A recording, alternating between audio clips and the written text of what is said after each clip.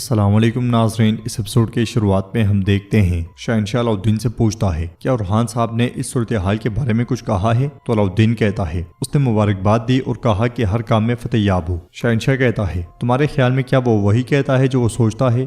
جواب میں علاؤالدین کہتا ہے اب اس کی کوئی اہمیت نہیں رہی شہنشاہ صاحب، بابا نے اپنا فیصلہ سنا دیا ہے، فریضہ اب ہمارا ہے۔ شہنشاہ کہتا ہے جب تک ہم ایک دوسرے کا ساتھ دیں گے ہم اس کام میں کامیاب ہوں گے انشاءاللہ، تمہارے بھائی کا سکون سے کھڑا ہونا ہی کافی ہے۔ علاؤالدین غصے میں پلٹتا ہے اور کہتا ہے میرا بھائی بہادر اور مضبوط ہے شہنشاہ صاحب، اور وہ ریاست کی راہ میں رکاوٹ نہیں بنتا، وہ صرف اپنے آپ کو نقصان پہنچاتا ہے، یہی چیز مجھے پریشان کرتی ہے۔ شہنشاہ کہتا ہے اللہ سب کو تم جیسا بھائی نصیب کرے، ہر ریاست کو تم جیسا رہنما نصیب ہو۔ علاؤالدین کہتا ہے شکریہ، لیکن اب عمل کا وقت ہے، تعریف کا نہیں۔ میرا بھائی کامیاب نہیں ہو سکا لیکن میرے بابا کا خواب ضرور پورا ہوگا انشاءاللہ۔ یہ کہتے ساتھ ہی علاؤالدین واپس بیٹھتا ہے تو شہنشاہ پوچھتا ہے اورحان صاحب کہاں ہیں؟ وہ الوداع کہنے گیا تھا لیکن ابھی تک واپس نہیں آیا۔ علاؤالدین بھی سوچ میں پڑ جاتا ہے۔ بورسا میں اورحان اور اس کے ساتھیوں کی کارروائیاں جاری ہوتی ہیں، وہ آگے بڑھتے ہیں، کافروں کو جہنم واصل کرتے ہیں اور محتاط انداز میں ان کی لاشیں بھی ٹھکانے لگاتے ہیں۔ اورحان کرا خلیل سے کہتا ہے ان فوجیوں کے کپڑے پہنو۔ خلیل کہتا ہے میرے حضور اگر فوجیوں نے آپ کو پہچان لیا تو کیا ہوگا، اپنی جگہ مجھے زندان میں جانے دیں۔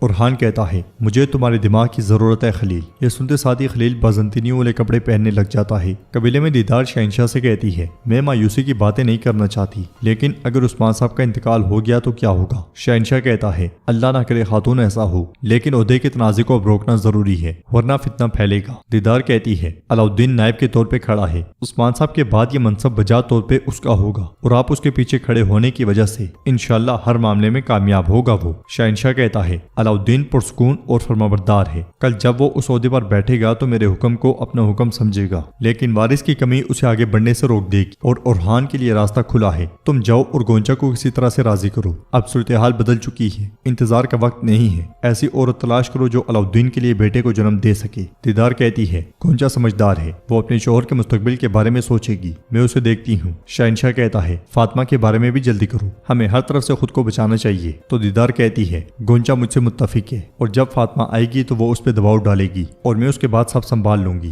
ملون خاتون عثمان صاحب کے مرنے سے پہلے اپنی بیٹی کی شادی دیکھنا چاہیں گی۔ شہنشاہ اس سے کہتا ہے مجھے تم پر پورا اعتماد ہے، چلو اب یہ جگہ تمہاری امانت میں ہے۔ بورسا میں اورحان کے ہی ساتھی اورحان کو قیدی بنائے ہوئے زندان کے پاس پہنچتے ہیں، وہاں موجود دو محافظ پوچھتے ہیں یہ کون ہیں؟ تو کارا خلیل کہتا ہے یہ فلاویوس کا نیا شکار ہے، پھر دوسرا کہتا ہے یہ بیوقوف ہیں، انہیں لگتا ہے کہ یہ بورسا جیسے شہر میں درندازی کر سکتے ہیں، کیا یہ واقعی اتنا آسان ہے؟ نیچے مڑا ہوا اورحان زندان میں برہان کو دیکھ رہا ہوتا ہے۔ دمرل ان سپاہیوں سے کہتا ہے اسے زندان میں ڈال دو اور چلو اپنا کام کرتے ہیں۔ یہ سنتے ساتھ ہی سپاہی آگے بڑھ کر اورحان کو زندان میں ڈال دیتے ہیں اور اورحان کے ساتھی پلٹ جاتے ہیں۔ زندان میں اورحان دوسرے زندان میں قید برہان کو دیکھنے لگ جاتا ہے۔ ادھر ہم دیکھتے ہیں کہ کائی قبیلے میں نیلوفر اورحان کو یاد کر رہی ہے اور گلے میں ہار کو دیکھتے ہوئے اس لمحے کو یاد کرتی ہے جب جنگل میں اورحان نے اسے یہ ہار دیا تھا۔ اس خیال کے بعد وہ غمگین ہوتے ہوئے کہتی ہے اے میرے اللہ اورحان کی حفاظت فرما۔ دوسری طرف صبح کے وقت فلاویوس کو اپنے سپاہیوں کی لاشیں ملتی ہیں، جنہیں دیکھتے ہوئے فلاویوس کہتا ہے مطلب ہمارے ساتھ بات کرنے کی درخواست ایک بہانہ ہے۔ اورحان بورسا میں ہے، وہ برہان کی طرح چپکے سے گھسا ہے، اورحان کو ڈھونڈ کر میرے پاس لاؤ۔ یہ سنتے ساتھ ہی بازنطینی سپاہی دوڑ پڑتے ہیں اور فلاویوس کھڑے ہو کر کہتا ہے اورحان اورحان۔ ادھر قبیلے میں عثمان صاحب کا بخار کافی تیز ہوتا ہے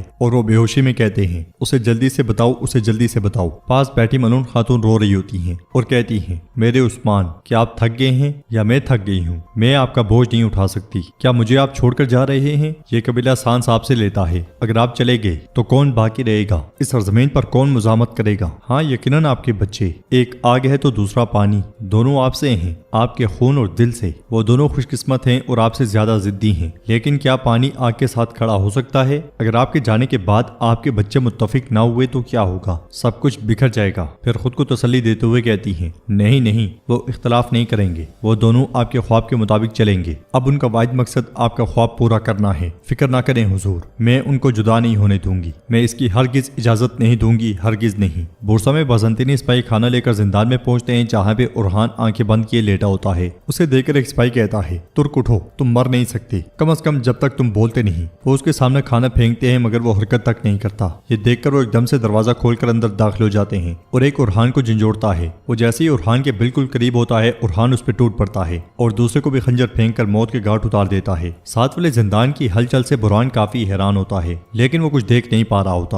ارحان ایک دم سپاہی سے چابی لیتا ہے اور زندان کھولتا ہے، پھر کہتا ہے میں پہنچ آیا برہان بے، میں پہنچ آیا۔ ارحان کو دیکھ کر برہان بہت خوش ہوتا ہے اور ارحان وہاں موجود آلوں کے ذریعے اس کی زنجیریں کھولنے کی کوشش کرتا ہے، ساتھ میں کہتا ہے یہ کھل جائیں گی، فکر نہ کریں۔ برہان کہتا ہے فلاویوس قلعہ پہ حملہ کرے گا، تو ارحان کہتا ہے میں بھی اس پہ حملے کی تیاری کر رہا ہوں۔ ارحان زنجیریں کھولنے کی کوشش کر ہی رہا ہوتا ہے کہ اوپر سے فلاویوس سپاہیوں کے ساتھ گزرتا ہے، مگر زندان پر سے وہ نیچے دیکھ جاتا ہے۔ وہ چلاتے ہوئے کہتا ہے ارحان جلدی کرو سپاہیوں۔ یہ دیکھ کے برہان کہتا ہے پیارے ارحان مجھے چھوڑ دو، جاؤ اور اپنی جان بچاؤ۔ ارحان کہتا ہے میں آپ کو ساتھ لیے بغیر نہیں جاؤں گا، میں واپس آؤں گا برہان بھی۔ یہ کہتے ساتھ وہ زندان سے باہر آتا ہے تو بازنطینی سپاہی پہنچ جاتے ہیں اور ان کے پیچھے پیچھے فلاویوس بھی، جو ارحان سے کہتا ہے اوکتاویوس میرا بھائی تھا ارحان، اسے مارنا تمہاری سب سے بڑی غلطی تھی۔ تو ارحان کہتا ہے تمہاری باری بھی آئے گی۔ فلاویوس کہتا ہے ہم دیکھیں گے، حملہ کرو سپاہیوں۔ یہ سنتے ساتھ ہی سپاہی ارحان پہ حملہ کر دیتے ہیں۔ ارحان زندان کے ذریعے خود کو بچاتا ہے اور ساتھ میں ان پہ ٹوٹ پڑتا ہے۔ وہ بڑی بہادری سے لڑتے ہوئے وہاں آنے والے تمام بازنطینی سپاہیوں کو مار گراتا ہے۔ یہ دیکھ کر فلاویوس اس پہ حملہ آور ہوتا ہے۔ ارحان فلاویوس کا بھی ڈٹ کے مقابلہ کرتا ہے اور اس کے منہ پہ کچھ مار کے وہاں آنے والے سپاہیوں سے نپٹتا ہے۔ وہ انہیں کاٹتے ہوئے سیڑھیاں چڑھ جاتا ہے۔ یہ دیکھ کے برہان خوش ہوتے ہوئے کہتا ہے میرا شیر بہادر۔ ارحان بھاگتا ہے اور سامنے آنے والوں کو جہنم واصل کرتا ہی چلا جاتا ہے۔ یہ دیکھ کر فلاویوس کہتا ہے پکڑو اسے پکڑو۔ بھاگتے بھاگتے ارحان گلیوں میں پہنچتا ہے اور ہر چیز سے پھلانگتے ہوئے آگے بڑھتا ہی چلا جاتا ہے۔ اس کے راستے میں بہت سے بازنطینی کافر آتے ہیں مگر کوئی بھی اسے روک نہیں پاتا، اسی لیے اس کے تیرانداز سپاہی بھی اس تک پہنچ جاتے ہیں اور تینوں تلواروں سے وہ ان کا کام تمام کرنے لگ جاتے ہیں اور راستے سے بازنطینیوں کو ہٹاتے ہیں اور آگے بڑھتے ہی چلے جاتے ہیں۔ فلاویوس ان کا تعاقب جاری رکھتا ہے۔ بھاگتے بھاگتے وہ کچھ پردوں کے پیچھے چھپ کے بیٹھ جاتے ہیں۔ ارحان کچھ لکھتا ہے اور باہر سے بازنطینی آگے بڑھ جاتے ہیں۔ لکھنے کے بعد ارحان خلیل کو چٹھی دیتے ہوئے کہتا ہے خلیل یہ بھیج دو، تو خلیل چٹھی تیر کے ساتھ باندھ کے اسے ایک طرف چھوڑ دیتا ہے۔ اس لیے بازنطینیوں کو احساس ہو جاتا ہے کہ وہ یہاں چھپے ہوئے ہیں اور ان کے آتے ساتھ ہی وہ سب وہاں سے بھاگ جاتے ہیں۔ ناظرین اس کے بعد ہم دیکھتے ہیں کہ شاہنشاہ اور علاؤالدین تیمورتاش کی قرارگاہ میں جا پہنچتے ہیں۔ منگول ان سے ہتھیار لینے ہی لگتا ہے کہ وہ خود ہی ہتھیار اپنے سپاہیوں کو دے دیتے ہیں۔ آگے بڑھنے پر وہ جب تیمورتاش کے ساتھ ساروس کو دیکھتے ہیں تو شاہنشاہ کہتا ہے کیا خوبصورت اتفاق ہے تیکفور ساروس، کیا تم نے محسوس کیا کہ بورسا تمہارے سر پہ گرنے والا ہے اس لیے یہاں پناہ لی؟ تو ساروس کہتا ہے بورسا وہاں ہے اور میں یہاں ہوں، ہم دونوں تمہارے سامنے سلامت اور بخیریت کھڑے ہیں شاہنشاہ۔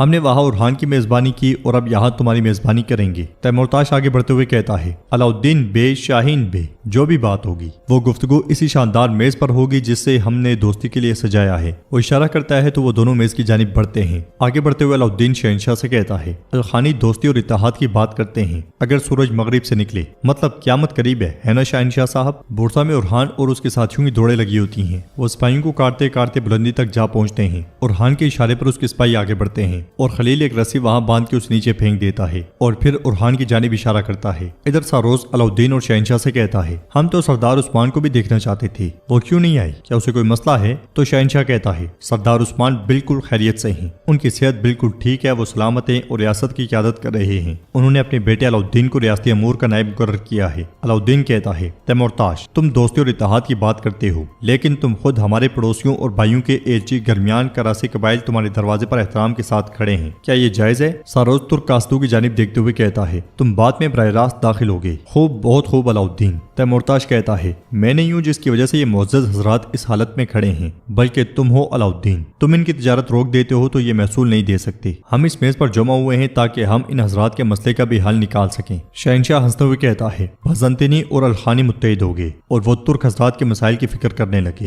علاؤالدین کہتا ہے قیامت کی ایک اور علامت ہے، لیکن گورنر تیمورتاش ہم وقت آنے پہ اس مسئلے کو اپنے درمیان حل کر لیں گے، مجھے فی الحال تم اپنی پریشانی بتاؤ، ہمارے پاس کرنے کے لیے بہت سا کام اور مشکلات ہیں۔ گورنر تیمورتاش کہتا ہے میں ہی تمہارا کام ہوں اور میں ہی وہ مشکل ہوں جو تمہیں درپیش آئے گی۔ تم اس سرزمین پر اس لیے موجود ہو کیونکہ ہم نے اجازت دی، یہ بات یاد رکھنا علاؤالدین۔ تو علاؤالدین کہتا ہے کیا ہم اس کا بدلہ نہیں دیں گے؟ ساروس کہتا ہے ابھی کے لیے صرف عارضی طور پر، ٹھیک ہے؟ ہم نے سنا ہے کہ بورسا کے لیے ضد کی وجہ سے عثمان صاحب بڑی مشکل سے اپنا محصول ادا کرتے ہیں۔ علاؤالدین کہتا ہے مشکل یا آسان تمہارا کیا تعلق؟ تیمورتاش کہتا ہے محاصرہ جلدی ختم ہو جائے گا۔ یہ سن کے شہنشاہ ہنسنے لگ جاتا ہے۔ ادھر فلاویوس فلاویوس سپاہیوں کے ساتھ بھاگتا بھاگتا اس مقام پہ پہنچتا ہے اور رسی دیکھ جاتا ہے، پھر نیچے دیکھتے ہوئے کہتا ہے وہ فرار ہو گئی، مگر اورہان اور اس کے ساتھی اندر ہی چھپے ہوتے ہیں اور انہیں دیکھ رہے ہوتے ہیں۔ فلاویوس سپاہیوں سے کہتا ہے برہان کو فوراً تیار کرو۔ یہ دیکھ کے کارا خلیل اورہان سے کہتا ہے انہوں نے چارہ نگل لیا ہے، تو اورہان کہتا ہے وہ وہی تھے جنہوں نے شروع میں چارہ پھینکا تھا۔ فلاویوس قیدیوں کے تبادلے کے دوران قلعہ پہ حملہ کرے گا۔ تو ناظرین اس کے ساتھ یہ ایپیسوڈ بھی اختتام پذیر ہوتی ہے۔